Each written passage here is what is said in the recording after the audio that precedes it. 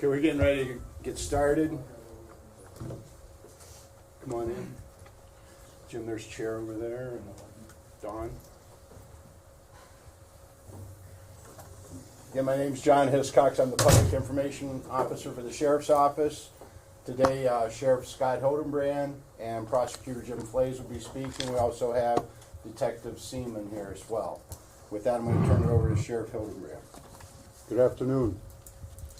I want to thank you guys all for coming in today. I know we couldn't give you a lot of information ahead of time because this entire thing was unfolding as we speak, and we're able now to release this information, and we're pretty proud of the work that's been done here on this case. For the past 26 years, the Geauga County Sheriff's Office has been working very hard to solve a case of Geauga's baby. Today we announce that the case has been solved thanks to the hard work of the men and women of the Geauga County Sheriff's Office over the past 26 years, and the suspect is in custody.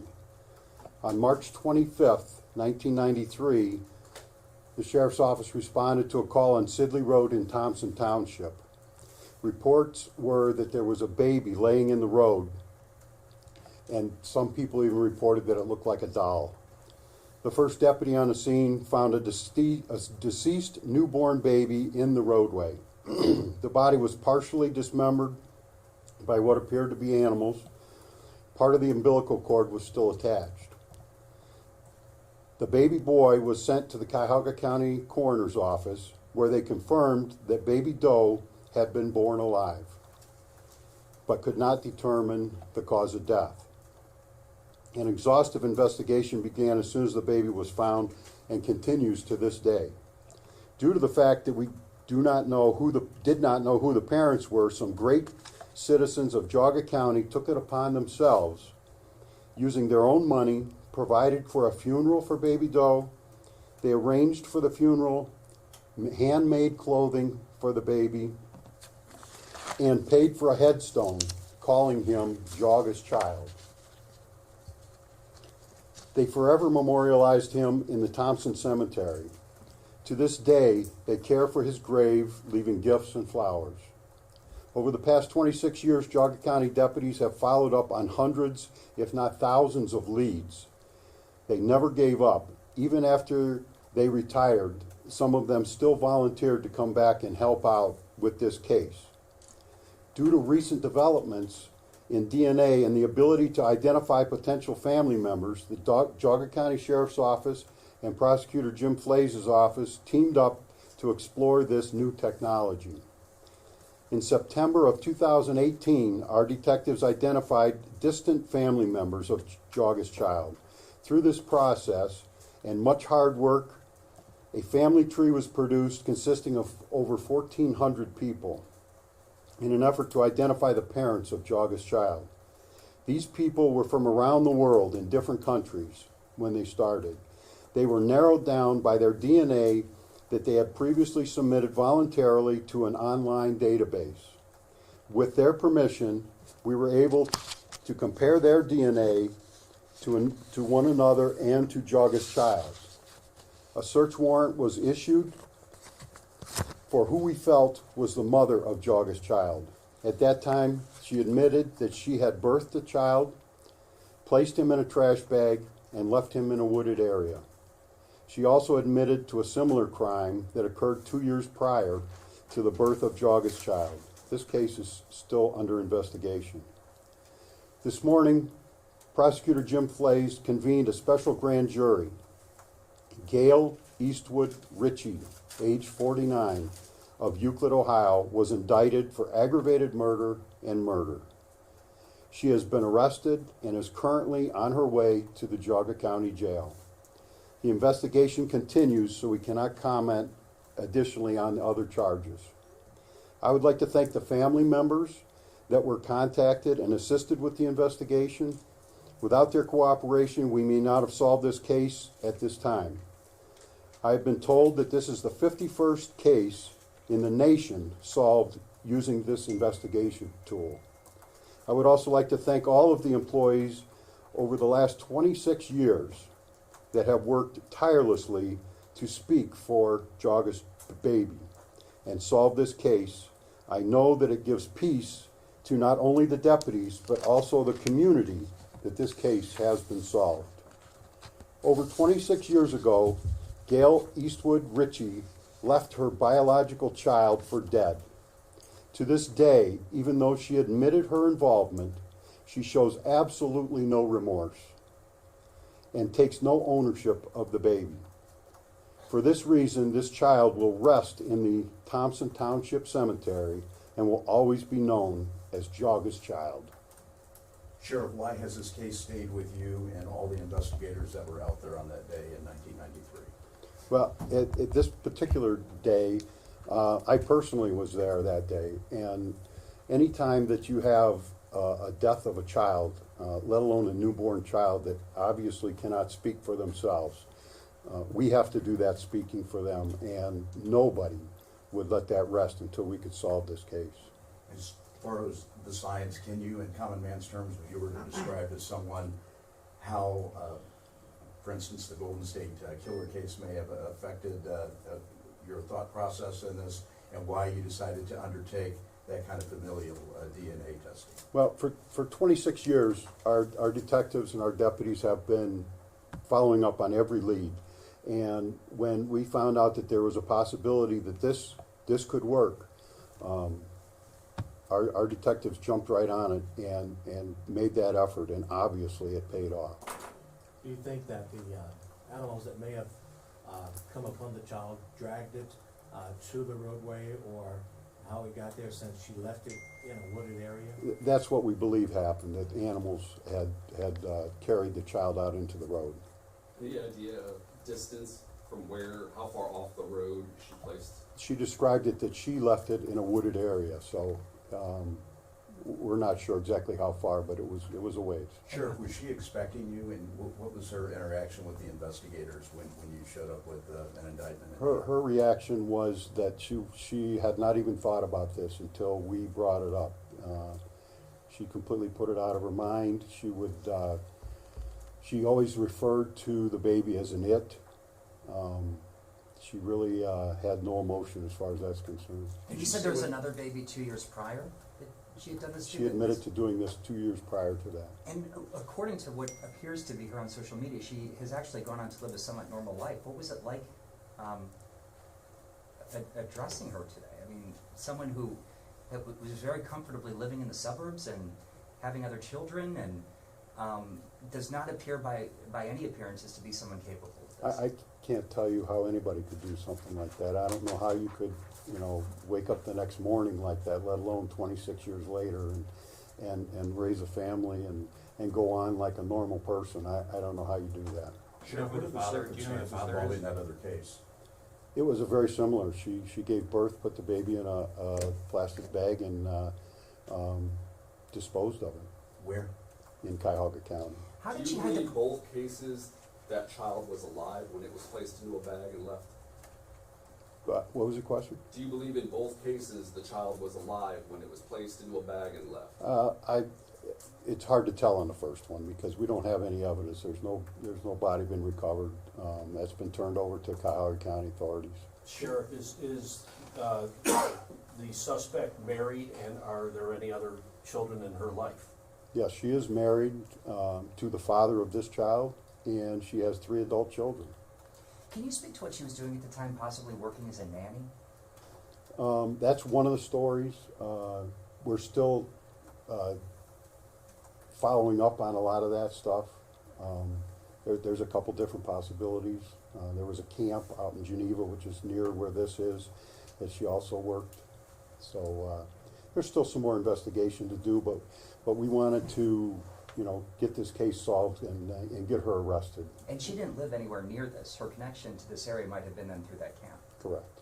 You said she's married to the father of this child. Is he facing any charges in this? We're still under investigation. For 26 years, he had to have wondered what happened. Clearly at one point she had to have been pregnant, and then there's no baby. Did she ever get into what she told him? Obviously, I can't tell you what he was thinking, but her statement was that she hid the pregnancy and that nobody knew she was pregnant.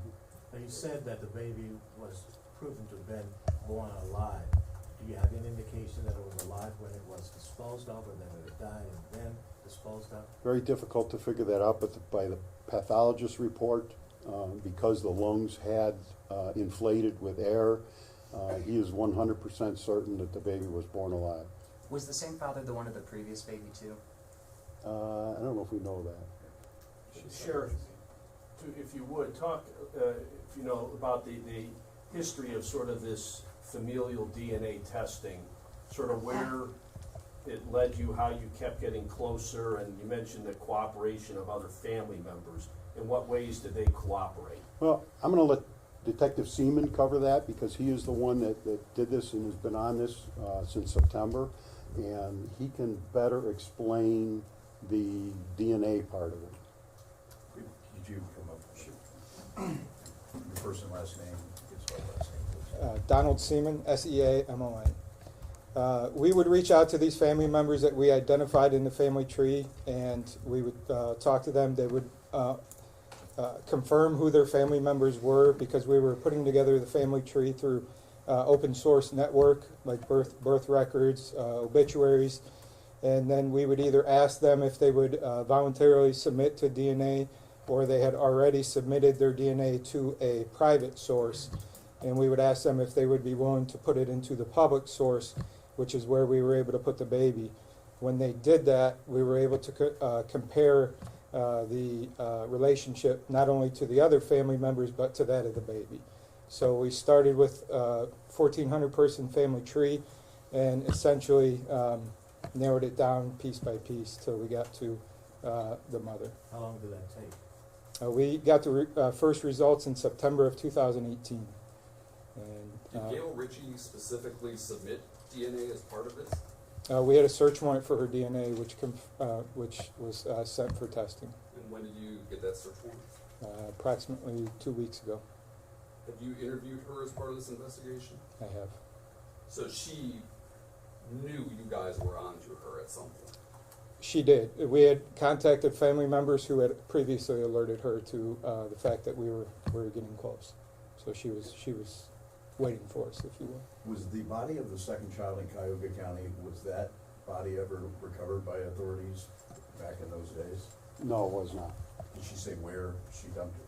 She gave us some pretty specific area where she had taken the first baby, and that was 30 years ago. And there's no evidence there. There's nothing left. Is there a booking photo of her that we can have?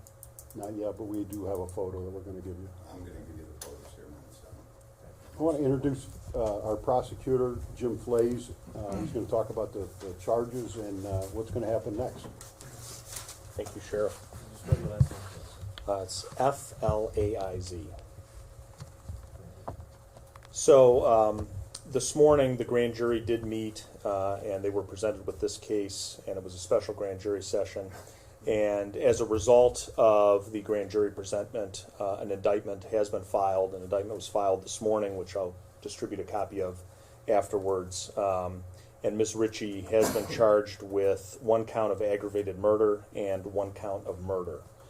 The aggravated murder count is committing the murder with prior design and calculation or premeditation. The indictment was sealed until she was arrested. She was arrested and brought to the jail early this afternoon. And at this point in time, from a legal process standpoint, she'll appear for a arraignment, possibly tomorrow, maybe Monday, before Judge Paschke in the Common Pleas Court. And that will be her initial appearance and likely arraignment in Common Pleas Court. This is a direct indictment from the grand jury. There wasn't an arrest and then a presentment to the grand jury. So because it's a direct indictment, it will be presented. She will appear directly in Common Pleas Court. Like I said, maybe tomorrow.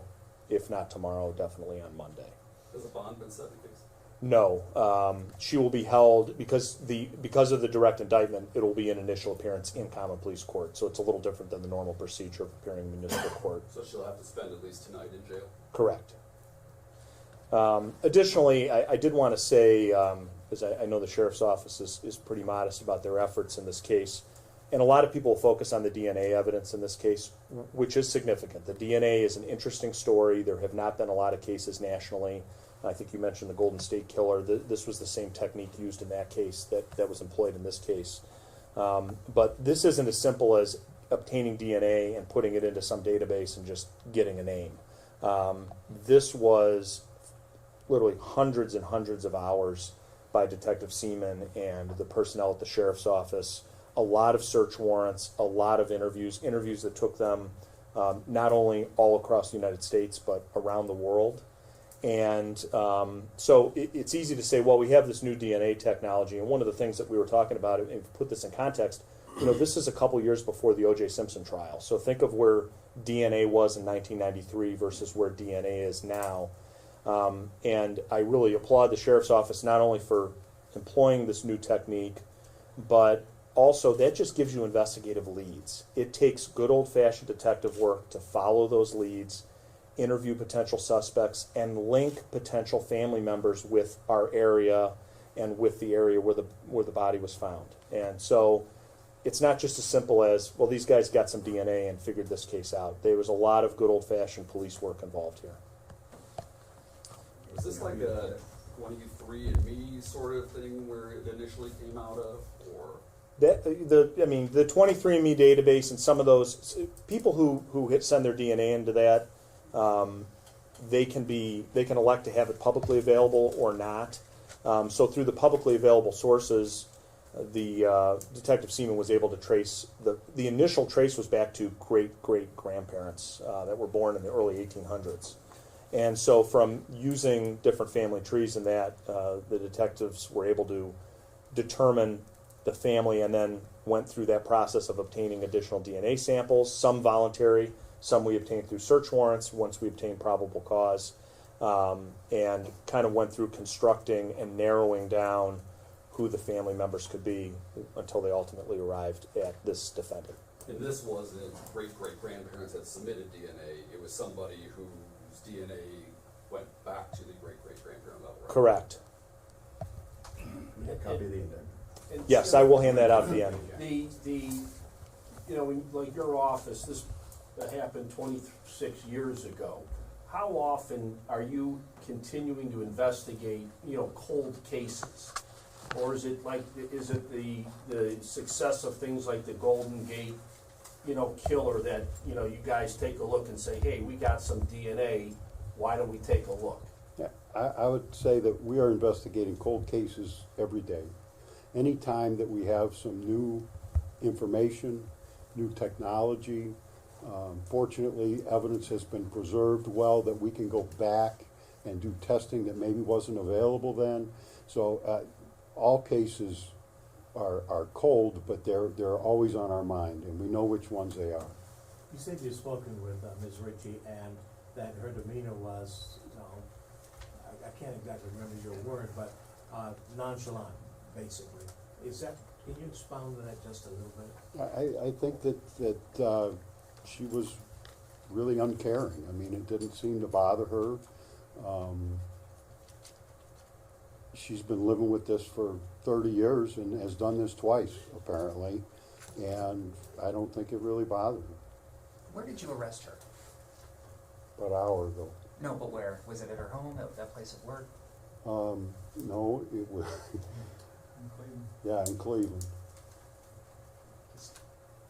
Now, 26 years ago this happened, and it's been a cold case, and I'm sure you've had a lot of folks who work for the department retire. What's it like calling those guys and letting them know to put closure on this? I mean, it's got to be, it's Well, a double-edged sword, I guess. There was one particular sergeant that worked back then that was the first one on the scene, and he was the first one I called to tell him, because even when he retired, he said this is one of the cases that really bothered him. And when we spoke yesterday, he was just so happy that it was solved before he died, is what he told me. Sergeant Dewey. Mm-hmm. And I got to tell you that this case has affected our community, our county, obviously more than her family. And this is evidence of that. This is the headstone, and they keep that up. This picture was taken this week. They maintain the flowers there. They maintain the gifts that they put down. And it's just great to live in Geauga County where everybody cares.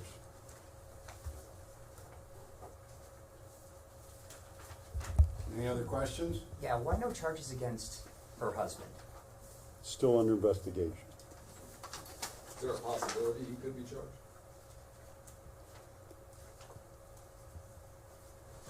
I guess if the evidence, you want to say something? Well, I would say that an indictment's just a probable cause finding by the grand jury. It's not a guilty finding. Certainly, she still has a right to a trial like anyone else. The grand jury indictment just represents a probable cause finding. So that's the stage we are at now. We do not have evidence at this time to present any other individuals to the grand jury for a potential probable cause finding. I wanted to be clear on something with the DNA. Was any of the DNA used, did it come from anybody who had prior arrests and was already in the system? No, all private database sort of. Voluntary, the majority was voluntary submissions. Okay. The CODIS database, that is what's maintained, I mean, keep me honest here, but the CODIS database that's maintained by the Attorney General's office, where they take the DNA from anyone who's arrested for a felony, that DNA database is different than what is utilized by these private labs to find familial matches. And it's my understanding that the Attorney General's office DNA database is not set up to do familial matches at this time. So we, at the county's expense, the sheriff and I, we spent money to utilize kind of the private route to find these DNA matches because the government-run database is not there yet. Sure, the maiden name, is it Ritchwood or Ritchwood? Eastwood. Gail Eastwood Ritchie. Maybe she would have been known as what in 1993? Gail Eastwood, How old at that time? approximately 22. Is that Gail? That's correct. Yes. Her name and address is on the indictment. Okay. Did the indictment make its way around, John? I don't have, is that it? Any, I didn't get a copy. No, that's. any other cold cases you might be employing this technique? I will employ this technique on every cold case that we can. Thank you. Thank you. One for you and behind you.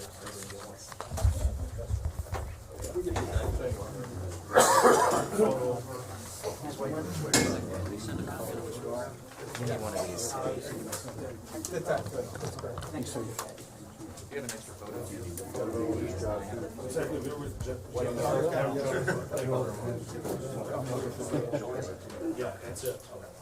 Thank you. Thank you